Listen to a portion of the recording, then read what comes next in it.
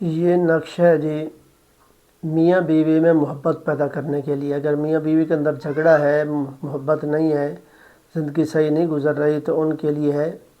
تو یہ اس کو جو ہے میاں اپنے پاس رکھے گا یا بیوی اپنے پاس رکھے گی، تو ان دونوں میں سے جو بھی زیادہ سخت ہو تو ان کے لیے دوسرا جو ہے اس کے اپنے پاس رکھے گا، تو انشاءاللہ ان کے آپس کے اندر محبت والی زندگی گزرے گی، محبت ہو جائے گی۔